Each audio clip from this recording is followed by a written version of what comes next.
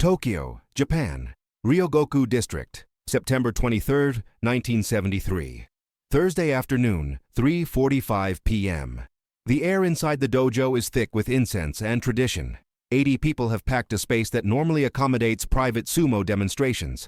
But this afternoon there is no scheduled tournament, no official event, just a meeting that has been whispered about for 2 weeks. A meeting that was not supposed to happen. A meeting that will become a buried legend or forever denied. Bruce Lee, 1.70 meters tall, 62 kilos of compact muscle and reflexes that defy physics. The man who created Jeet Kune Do. The man who is revolutionizing Hollywood with a fighting philosophy that transcends styles. He stands in the center of a traditional Japanese dojo, wearing simple black pants and barefoot on the tatami. His bare torso revealing the definition of every muscle, every fiber trained to explode into instantaneous movement. He is not a sumo wrestler. He has never stepped onto a professional dojo. He doesn't have the weight, the mass, the body structure designed for this kind of confrontation. But he has something more. A reputation that has traveled from Hong Kong to Los Angeles and has now reached Japan. Whispers that say size doesn't matter. Stories that claim he understands the human body in ways traditional fighters cannot comprehend. On the other side of the dojo stands Takeshi Yamamoto, 1.85 meters tall, 150 kilos of pure muscle mass and functional fat. A rising yokozuna, the highest rank in professional sumo. His body is a human mountain, thighs thick as tree trunks, a prominent belly hiding steel muscles, arms that could drop a bull. He wears only the traditional mawashi, the sumo loincloth that is both uniform and weapon of combat. His hair tied in the shomage, the characteristic top knot of sumo wrestlers. He is the embodiment of 2,000 years of Japanese tradition.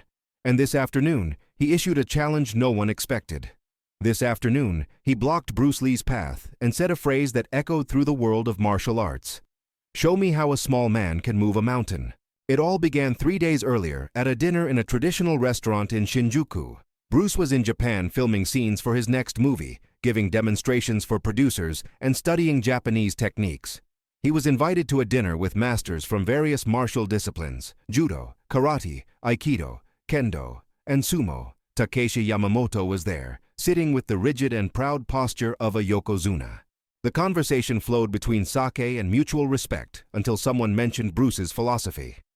"There are no superior styles," Bruce had said, his voice calm but firm. "Only superior practitioners. A 60-kilo man can defeat a 150-kilo man if he understands the principles." Takeshi listened in silence. Then he set his sake cup down on the table with enough force to make everyone stop talking. "With all due respect, Lee-san," he said, his voice deep as a taiko drum, "sumo has existed for 2,000 years. We build our bodies to be immovable, to be roots planted in the earth. There is no technique that can move a mountain that does not want to be moved." There was no malice in his voice, just absolute certainty. The certainty of a man who spent 20 years training his body to withstand the brute force of other 150-kilo men, trying to push him out of a circle. "If you believe size doesn't matter," Takeshi continued, "prove it. 3 days from now. My dojo. You try to move me. I stand still.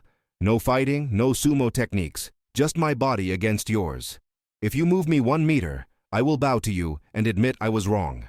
The restaurant fell silent. Everyone looked at Bruce. This was not a combat challenge. It was worse. It was a challenge to the laws of physics. 62 kilos against 150 kilos. A man trained in speed and precision against a human wall trained to be immovable. Bruce could have refused. No one would judge him. The challenge was absurd by design, but Bruce simply tilted his head slightly. "I accept, Yamamoto-san, but I have one condition. If I move you, you let me try to push you." Takeshi frowned. "Push me?" "Yes," Bruce replied. "Not with strength, with principle. A push using what I understand about physics and the human body. And you stand still, without resisting." Takeshi laughed, a deep sound that reverberated off the walls. "Deal made. You can push me as many times as you want, Lee-san. I am immovable." And now, 3 days later, 80 witnesses packed Takeshi's private dojo.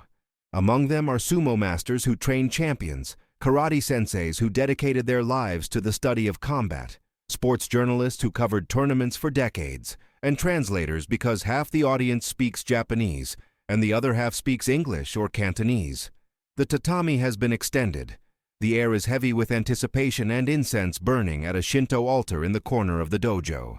Takeshi stands in the center of the space, legs spread in the Sonkyo stance, feet firmly planted on the ground, his arms crossed over his massive chest. He is as still as a Buddha statue, his weight perfectly distributed through years of training. His center of gravity low, impossible to destabilize. Bruce Lee stands 3 meters away, barefoot, breathing calmly, his eyes fixed on Takeshi with that intensity that made movie directors uncomfortable. He is not analyzing an opponent, he is studying a puzzle. A retired sumo master, acting as referee, raises his hand. Lee-san, you have 3 attempts to move Yamamoto-san 1 meter. If you succeed, he will fulfill his part of the agreement. Bruce nods. He walks slowly toward Takeshi, studying every angle of the Yokozuna's body. He stops in front of him, so close he can feel the heat emanating from that human mountain. The difference is absurd. Bruce looks like a child next to an adult. He places his hands on Takeshi's chest and pushes.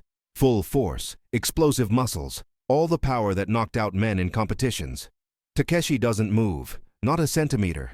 It's like pushing a concrete wall. The audience murmurs. Some laugh nervously. Bruce steps back, takes a deep breath, tries again. This time he lowers his center of gravity, places his shoulder against Takeshi's belly, and pushes with his legs. Pure strength, basic wrestling technique. Takeshi sways slightly. Just slightly, but his feet remain planted. Bruce steps back again, sweat beginning to glisten on his forehead. Third attempt. He tries to grab from behind, apply leverage, use physics. Nothing. Takeshi is a human anchor. 150 kilos of mass trained to resist forces far greater than 62 kilos can generate. Bruce stops, breathes. The audience is in embarrassed silence. Some feel pity. Others feel satisfaction at seeing Western arrogance confronted with Japanese tradition. Bruce looks at Takeshi. You won this part, Yamamoto-san? Takeshi nods respectfully. Now you try. Bruce continues. Takeshi unfolds his arms. His posture relaxes completely. I'm ready, Lee-san. Push me. No fighting, as agreed. Bruce doesn't move immediately. He walks around Takeshi, a full circle, studying. The audience watches in confusion. What is he doing? For 30 seconds, Bruce simply observes. Takeshi's feet, the knees, the hips, the weight distribution, the curve of the spine, the shoulders. Finally, he stops in front of the Yokozuna. You built your body to be immovable, Bruce says calmly, to resist horizontal force, to not be pushed backward or sideways. Takeshi frowns. Yes. But, Bruce continues, and there is something in his voice now, something that makes the audience lean forward. You did not build your body to resist what it does not expect. Bruce steps closer, not face to face, slightly to the side. His hands position themselves strangely, not on Takeshi's shoulders, not on the chest. One hand goes to the right hip, the other to the back of the left knee. Surgical positioning. Precise. The audience murmurs in confusion. This doesn't look like a push. Takeshi remains motionless, confident. He doesn't understand what Bruce is planning, but it doesn't matter. He is a mountain. Mountains don't move. Then Bruce moves, but it's not a push. It's a wave. A movement that starts at Bruce's feet, travels through his hips, explodes through his shoulders, and transfers through his hands in a vector that is not horizontal. It is diagonal, ascending, rotational. The hand on Takeshi's hip pushes upward and to the left. The hand behind the knee pulls downward and to the right. Simultaneous, instantaneous, impossible to prepare for. Takeshi's body doesn't know how to respond. He trained for 20 years to resist horizontal force, to plant his feet and be immovable against frontal pushes. But this is not a frontal push. This is applied geometry, physics of angular momentum. Bruce's hand on the hip lifts Takeshi's center of gravity, while the hand behind the knee removes the support. For a fraction of a second, all 150 kilos of Takeshi are off balance. His left foot loses contact with the ground. His body spins involuntarily. And then Bruce's explosive force, 62 kilos of muscle trained to generate maximum power in minimum distance, releases through the perfect vector. Takeshi is not pushed, he is launched. His massive body flies through the air, literally flies. It's not a stumble, it's not a controlled fall, it's an aerial throw. 150 kilos of professional Yokozuna crossing 3 meters of space before landing on his back with an impact that shakes the tatami and makes the Shinto altar tremble. The silence is absolute. 80 people frozen.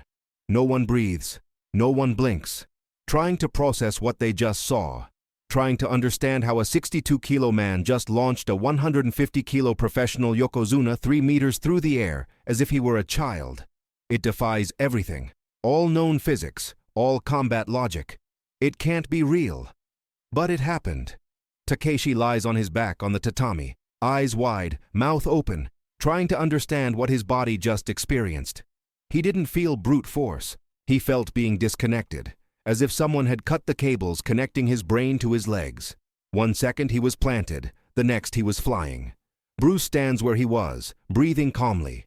The referee approaches Takeshi. "Yamamoto-san, are you okay?" Takeshi doesn't respond. He is processing 20 years of training that told him his body was immovable. Slowly he sits up, then stands. He looks at Bruce. For the first time, he has no certainties.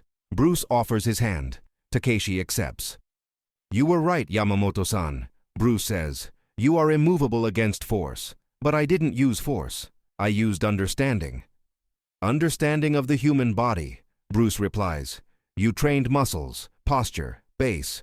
But you cannot train the automatic reflexes of the nervous system. When your brain detects a fall, it stops sending force to the feet. You become rootless for milliseconds. In that moment, pure physics takes over. It doesn't matter if you weigh 150 kilos. If the body doesn't know where the ground is, you fly." Takeshi takes a deep breath. "That was Jeet Kune Do," Bruce completes. "It's not about being stronger. It's about understanding what the body cannot control." Takeshi remains silent. Then, in front of 80 witnesses, he bows deeply. The full reverence of a yokozuna acknowledging a master. The audience explodes in applause and heated discussions. "That was a trick," someone shouts. "Yamamoto let it happen," another protests. But the sumo masters present, men who train champions for decades, who deeply understand combat physics, remain in absolute silence. Because they saw with their own eyes something extraordinary. They saw the impossible executed with surgical precision. Bruce Lee doesn't stay for questions. He grants no interviews. He simply bows respectfully to Takeshi and the masters present and walks to the exit. The crowd parts reverently. Some people touch his shoulder in admiration. He disappears into the Tokyo afternoon. Takeshi remains in the dojo longer, speaking with sports journalists who manage to get in. He tells the story he will tell for the rest of his life. "Bruce Lee pushed me once. I didn't feel brute force. I felt the ground completely disappear beneath me. That small man has profound knowledge that goes far beyond pure physical strength. He understands what our bodies cannot consciously control." But the world will not fully believe the story. The tale will be told, but distorted. Martial arts practitioners will repeat it as gospel. Bruce Lee's students will swear it happened. But the mainstream sumo community will question it. They will say it was staged, that Takeshi let it happen, because how can a 62-kilo man launch a 150-kilo yokozuna 3 meters through the air? It defies logic. It defies everything sumo teaches about mass and weight. It can't be real, except that it was. 80 witnesses saw it, and Takeshi Yamamoto felt it. For the rest of his life, whenever someone asks who was the most impressive opponent, he gives the expected answers. Other yokozunas, legendary champions. But in private conversations, in quiet moments with true students, he tells the truth. Bruce Lee, one push. I flew 3 meters and learned that strength isn't everything.